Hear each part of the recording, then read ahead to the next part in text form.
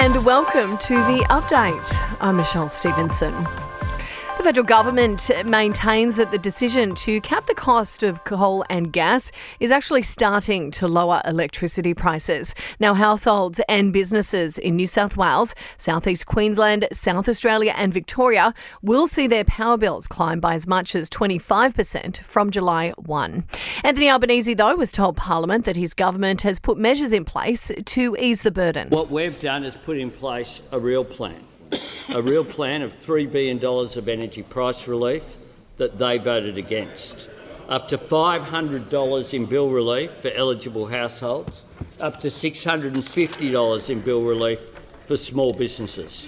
But Liberal leader Peter Dutton says the government hasn't handled the issue well enough. The Prime Minister explicitly and repeatedly promised that he would deliver cheaper electricity and an annual cut of $275 to electricity bills. Prime Minister, how can Australians already suffering cost of living challenges possibly trust the Albanese government to keep this promise? Well, it was chaos in Sydney's CBD after a massive fire erupted in a heritage building just near Central train station. Dozens of fire crews have been battling the blaze, which spread to neighbouring buildings as well as cars on the street. Huge parts of that building have collapsed with brick debris falling as firefighters continue to work to contain those flames. Federal police say a priority investigation is underway into a major consulting firm's misuse of confidential government documents.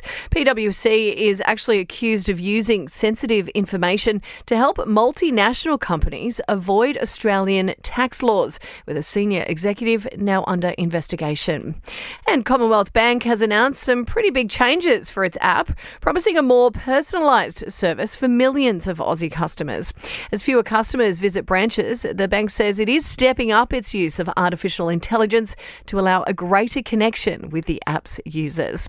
Now, sport and entertainment are next. Perth has been confirmed as the host city for the Matildas Group A during the Olympic qualifiers in October, and the NRL concedes the State of Origin opener at Adelaide Oval will not be played in front of a sellout crowd. To your entertainment news, now the big news of the day, of course, music legend Tina Turner. She's being remembered for her resilience as well as her onstage presence after she passed away at the age of 83. Former US President Barack Obama, as well as current President Joe Biden, Christina Aguilera, Nicki Minaj, Keith Urban and Oprah all posting online tributes. Rolling Stone contributor Greg Cott says Tina was the undisputed queen of rock and roll, selling more than 100 million records and winning 12 Grammy Awards during her 50-year career.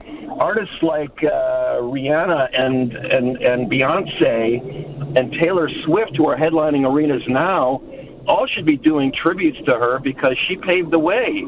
And Nicole Kidman and hubby Keith Urban are set to make this year's Financial Review Rich List with a combined net worth of $695 million. The Hollywood power couple are the only Aussie entertainers set to make that list.